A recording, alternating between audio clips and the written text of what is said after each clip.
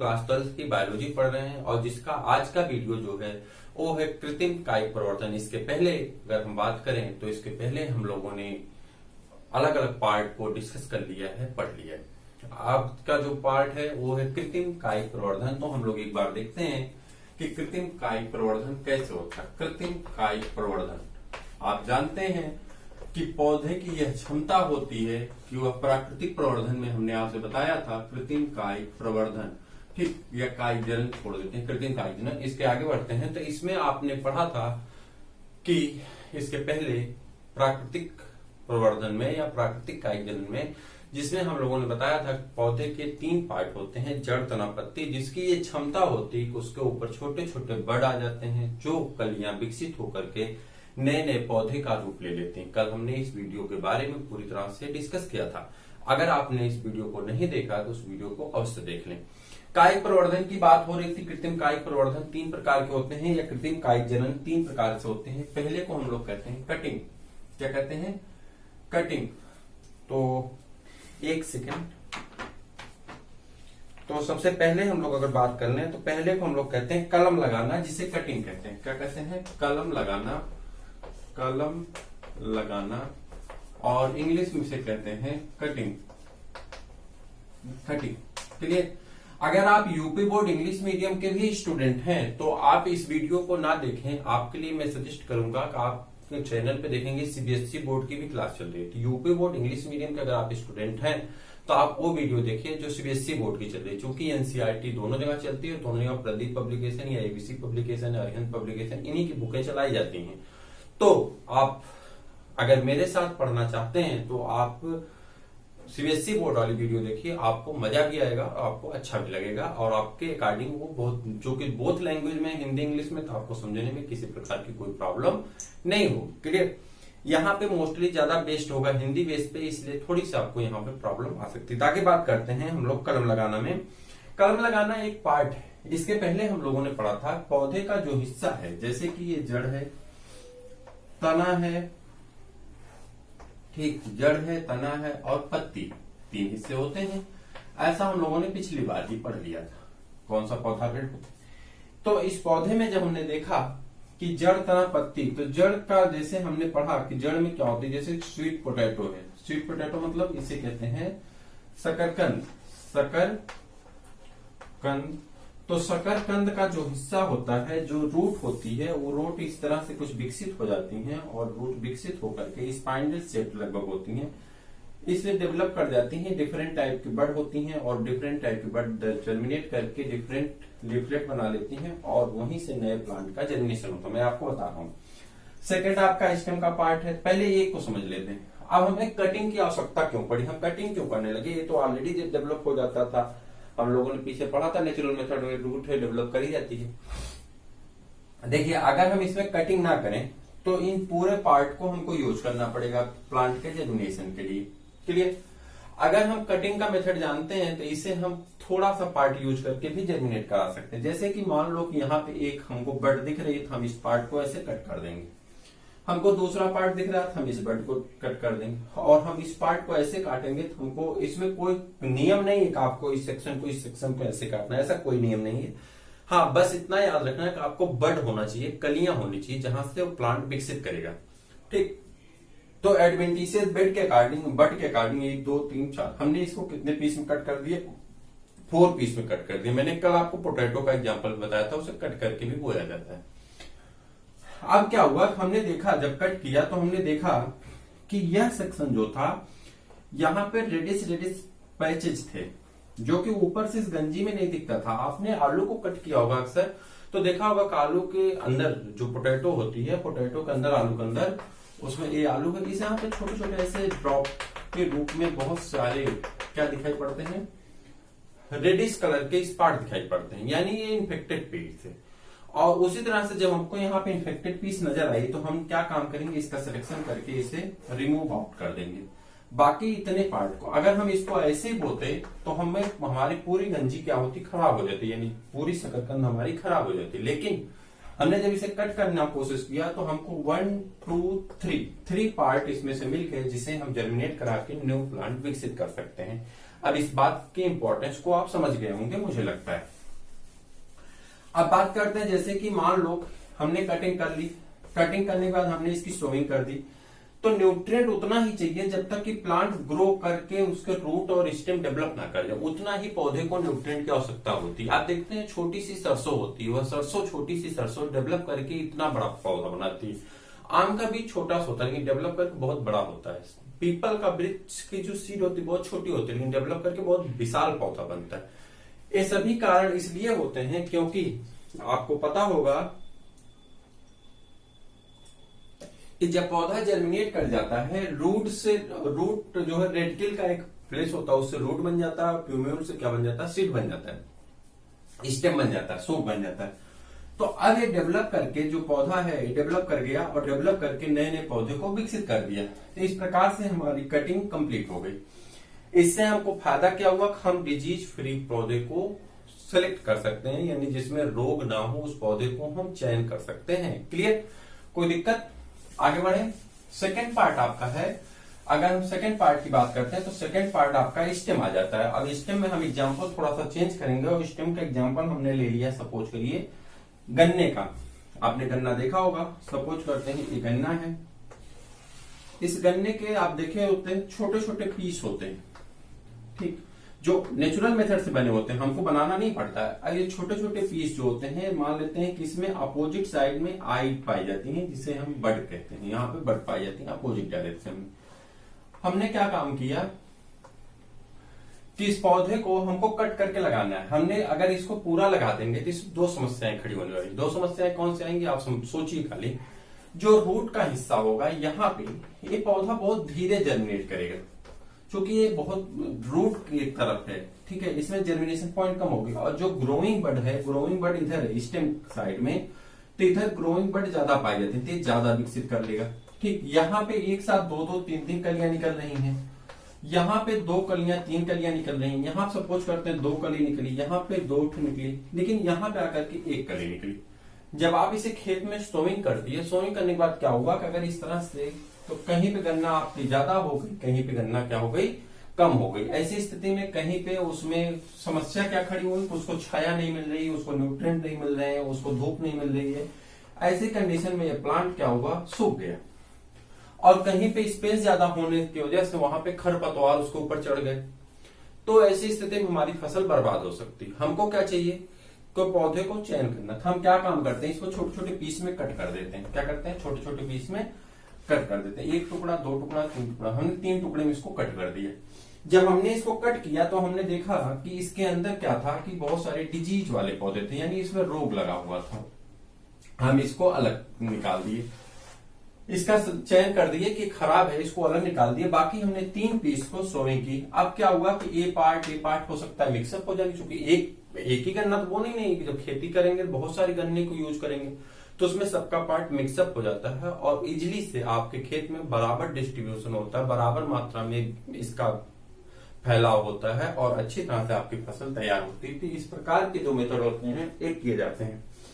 अब आप कहेंगे कि सर इसमें तो आपने जड़ को बता दिया, ये तो आप उसमें भी बताए थे, तना भी बता दिया, ये भी आप उसमें बताए थे, किसमें, प्राकृतिक वाले में, और पत्ती भी बताने वाले हैं हम अभी।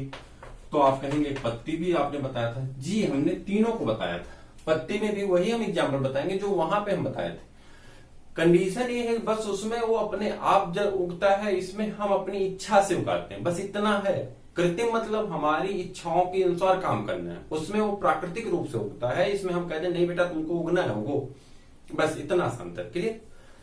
अब बात करते हैं दूसरे को, और दूसरा हमारा क्या होता है तो आप बताएंगे दूसरा हमारा क्या होता है जल्दी से, जिसे हम लोग कहते हैं रोपण करना, या नहीं इसके पहले लेयरिंग आएगी आपकी, एक सेकेंड,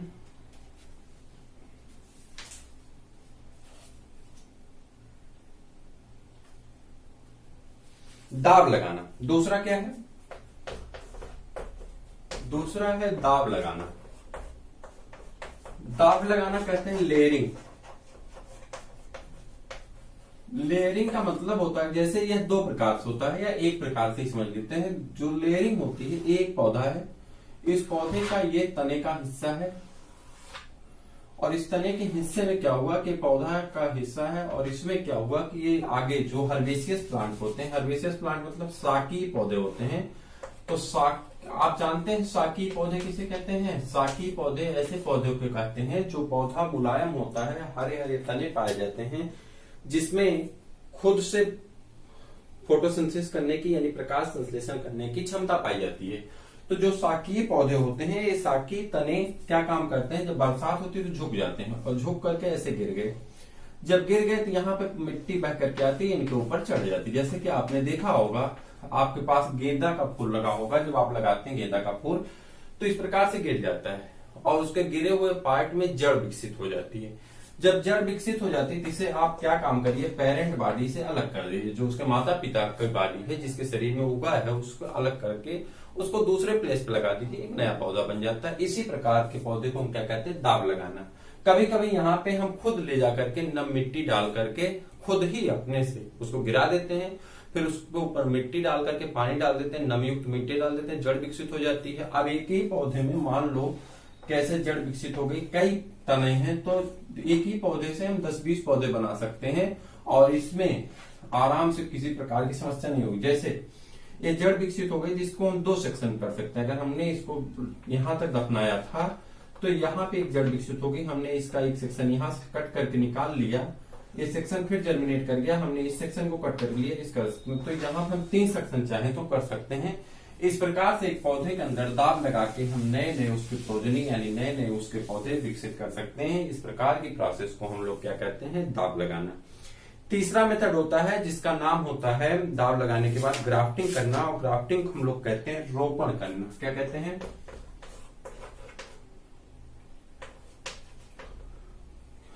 क्या कहते हैं, रोपण करना। ठीक है, रोपण करना। रोपण को इंग्लिश में कहते हैं ग्राफ्टिंग करना।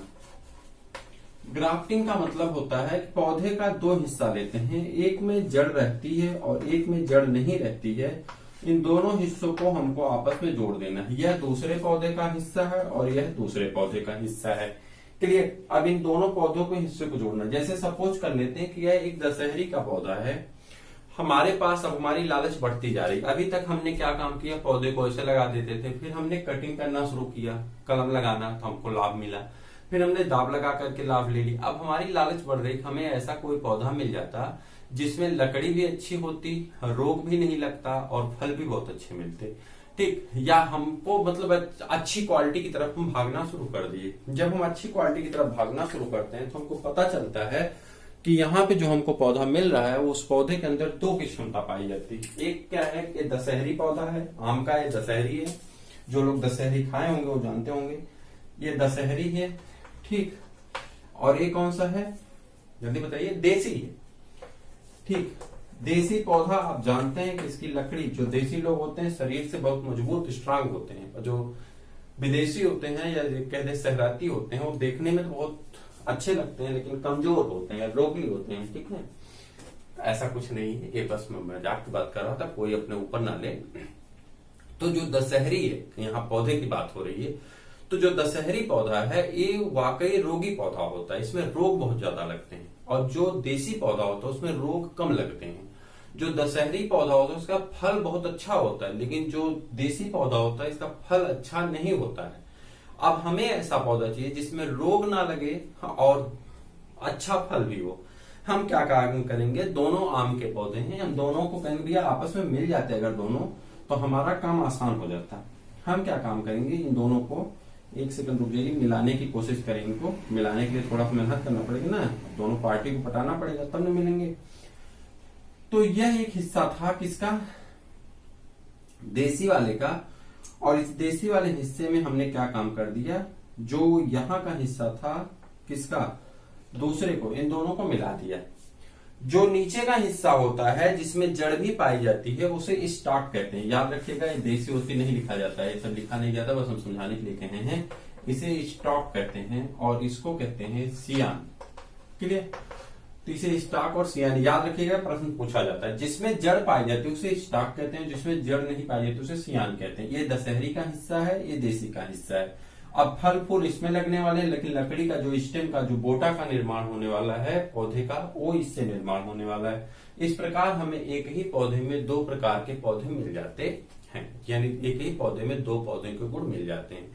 इन्हें हम दोनों को आपस में लगाने के बाद तदोपरांत जब हम इनको आपस में लगा देते हैं तो इनके ऊपर क्या काम करते हैं, मिट्टी का लेप लगा देते हैं, मॉइस्ट मिट्टी का प्लेस लगा देते हैं, उसके ऊपर मुस्लिन क्लॉथ लगा देते हैं। अगर आवश्यकता समझ में आती है कि नहीं इन्फेक्शन एरिया ज्यादा है तो हम इसके ऊपर क्या काम करते हैं, एक पॉलिथीन की लेयर लगा देते हैं, जिससे क्या होता है धीरे धीरे ये आपस में जुड़ जाते हैं। पॉलिथीन की लेयर हटा हटा करके उसमें पानी दे देते हैं। जैसे कि आपकी बोन अगर फ्रैक्चर होती है, हड्डी टूटती है, तो आप जाते हैं डॉक्टर के पास, और डॉक्टर क्या काम करता है, भविष्य में अगर आप आर्थो के डॉक्टर बनेंगे ना तो आप भी यही काम करेंगे। जब आप डॉक्टर के पास जाते हैं, डॉक्टर क्या काम करता है, हड्डी को जोड़ करके ऊपर से प्लास्टर ऑफ पेरिस की कवरिंग लगा देता है और आपका हाथ ऐसे कर देता है। ठीक, तो उस कंडीशन का मतलब क्या होता है कि आप हाथ से कोई एक्टिविटी ना करें, नहीं तो फिर से फ्रैक्चर हो सकता है। उसी प्रकार से अगर इसको बांधेंगे नहीं, इसको टाइटली बांधेंगे नहीं, तो क्या होगा, हवा का झोंका आएगा, ये गिर जाएगा या टूट जाएगा, अलग हो जाएगा, ये जुड़ेगा नहीं, तो फिर आपकी ग्राफ्टिंग खराब हो जाएगी। इसे खूब टाइट बांध देते हैं, बांध करके मिट्टी लगा के मुस्लिम क्लॉथ लगा करके बांध करके पन्नी लगा देते हैं, जिससे इसे इन्फेक्शन ना हो। 30 से 32 दिन में क्या होता है, एक महीने जाते जाते ये आपस में जुड़ जाते हैं, और जब जुड़ जाते हैं तो इन्हें छोड़ देते हैं, ये विकसित हो जाते हैं और नए नए पौधे का निर्माण हो जाता है, जिसमें दोनों के गुण पाए जाते हैं। मुझे उम्मीद है कि आप इस बात को अच्छी तरह से समझ गए होंगे। आगे बढ़ जाए। आगे इसमें एक और है जिसे कहते हैं ऊतक संवर्धन या टिश्यू कल्चर।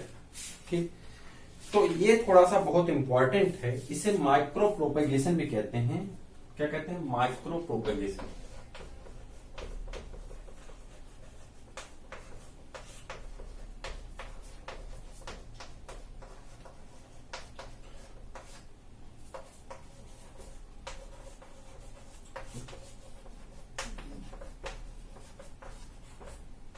या ऊतक संवर्धन। क्लियर। इसमें क्या होता है, हम पौधे का एक हिस्सा लेते हैं। अब बात इसको खाली समझ लीजिए, बहुत इंपॉर्टेंट है।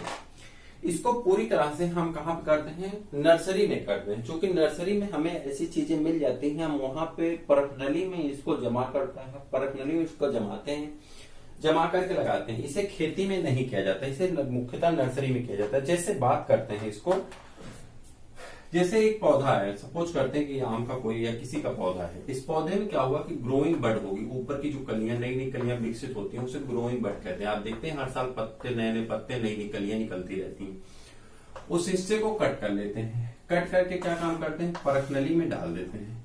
और जब परखनली में डाल देते हैं, परखनली में हम ऑलरेडी से एक मटेरियल ऐसा रखे होते हैं जिसके अंदर बहुत सारे पोषक तत्व होते हैं, जो पोषक तत्व पौधे को ग्रो कराने के लिए जरूरी होते हैं। उन पोषक तत्वों की संख्या 16 होती है। ठीक है, 9 माइक्रो न्यूट्रिएंट होते हैं, 7 मिक्रो न्यूट्रिएंट होते हैं, जैसा कि आप क्लास 11th में पढ़े हैं। ठीक, उसका यहाँ पे यूज नहीं, बस जानते रहिए। यहाँ पे लिख देंगे पोषक तत्व, इसमें लिख देंगे पोषक तत्व, बस आपका काम हो जाता है, पोषक तत्व। ठीक, अब यहाँ से जो पार्ट आप रिमूव किए, इस पार्ट को जो रिमूव किए, इसको ले आए यहाँ पे, इस परखनली में डाल दिए। क्लियर, इस पौधे के ऊपर कोई इफेक्ट नहीं, पौधे काम खत्म हो। परखनली में क्या होगा कि अब ये विकसित होना शुरू हुआ, और विकसित होने के बाद आप इसको दूसरे न्यूट्रिएंट में डाल देंगे, इसका थोड़ा सा विकास होगा, ये बड़ा हो जाएगा और टिश्यू बड़ा हो गया, इतना बड़ा। इसे आप यहाँ से दूसरे परखनली में निकाल के डाल देंगे, और यहाँ पे हार्मोन ऐसा डालेंगे जिससे जड़ विकसित हो जल्दी से। अब क्या होगा कि इसमें कई सारी कलियां बन जाएंगी, छोटे छोटे बड़ बन जाएंगे, और इसमें जड़ वाला चूंकि हार्मोन पाया जाता है जिससे जड़ ज्यादा विकसित हो, रूट विकसित हो। ऐसी स्थिति में क्या हुआ कि रूट के विकसन के कारण यहाँ पे रूट निकलने लगी। इसे आप तीसरी परखनली में ले जाके डाल देते हैं, और इस परखनली में डालने के बाद इसमें न्यूट्रिएंट डालते हैं, जिसमें क्या होता है, ज्यादातर मात्रा में क्या पाया जाता है, जल्दी बताते हैं, ऐसा हार्मोन होता है जिससे तने का हार्मोन होता है जिससे तने का विकास हो। अब इसको हम यहाँ से यहाँ डालते हैं। ठीक, अब एक एक पीस को अलग करके डाल देंगे। क्योंकि तने का विकास होना है, इसमें जड़ का ऑलरेडी विकास हो चुका है। ठीक है, तो ये क्या होंगे, तने का विकास होने लगेगा, और तने के विकास होने के बाद इनको हम सेपरेट करेंगे और एक एक प्लांट को अलग से ले जाकर के रोपित कर देंगे। हमारा इस प्रकार से टिश्यू कल्चर कंप्लीट हो जाता है। यह प्रोसेस जितना आसानी से हम बता दिए इतनी आसानी से होता नहीं, लेकिन आपको इतनी ही आसानी से लिखना है। स्टेप 1, स्टेप 2, स्टेप 3 करके लिख देना है। स्टेप 1 में आप लिखेंगे कि इस मेथड में हम किसी पौधे के ग्रोइंग टिश्यू यानी जो मुख्यतः वृद्धि करने वाला ऊतक होता है उस ऊतक को निकालते हैं, उसे एक परख नली में डाल देते हैं, जिस परख नली में पोषक तत्वों की संख्या रखी होती है, बहुत सारे पोषक तत्व मिलाकर के कैलस बना के रखा होता है, जहां पे टिश्यू विकसित होता है, कैलस की संरचना ले लेता है। फिर इसको हम निकाल करके दूसरे परख नली में डाल देते हैं, जिस परख नली में जड़ों के स्टेप नंबर 2 हो जाएगी। जड़ों को विकसित करने वाले क्या पाए जाते हैं, ऊतक पाए जाते हैं, जड़ों को विकसित करने वाले न्यूट्रिएंट पाए जाते हैं, जिस पोषक तत्वों से जड़ का विकास होने लगता है। फिर उसका हम एक एक भाग को निकाल करके किस में डाल देते हैं, तीसरी परख नली में डाल देते हैं, जहां पे तनों को डेवलप करने वाले हार्मोन पाए जाते हैं, जिससे तने विकसित हो जाते हैं, और वही विकसित हुए तने को हम निकाल करके नए नए पौधे के रूप में लगा देते हैं। इस प्रक्रिया में हमारा टिश्यू कल्चर क्या होता है या ऊतक संवर्धन या माइक्रो प्रोपेगेशन क्या होता है, कंप्लीट हो जाता है इस प्रक्रिया के द्वारा। तो बात कर रहे थे यहाँ पे, इस प्रक्रिया में हमारा ये तो कंप्लीट होगा, हम इसको करते क्यों हैं?